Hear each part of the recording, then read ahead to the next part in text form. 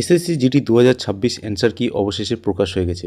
তুমি কি চেক করেছো তোমার উত্তরগুলো ঠিক আছে কি না? আর যদি কোনো প্রশ্নের সন্দেহ থাকে তাহলে কি করবে জানো।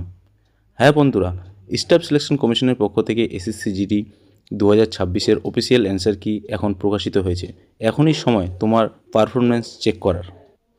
তুমি এসএসসি অফিসিয়াল ওয়েবসাইটে গিয়ে তোমার রোল নম্বর এবং পাসওয়ার্ড দিয়ে লগ ইন করে নিজের অ্যান্সার কি নিজেই দেখতে পারবে।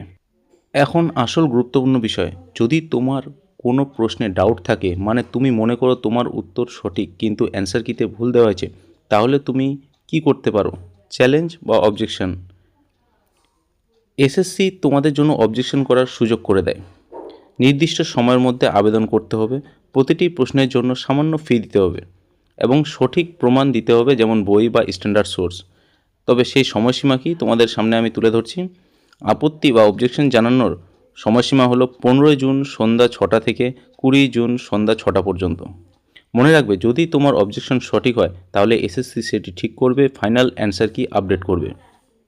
বন্ধুরা, সময় কিন্তু খুবই কম থাকে অবজেকশন করার জন্য, তাই দেরি না করে এখনই অ্যান্সার কি চেক করো এবং যদি কোনো ভুল থাকে সাথে সাথে চ্যালেঞ্জ করো।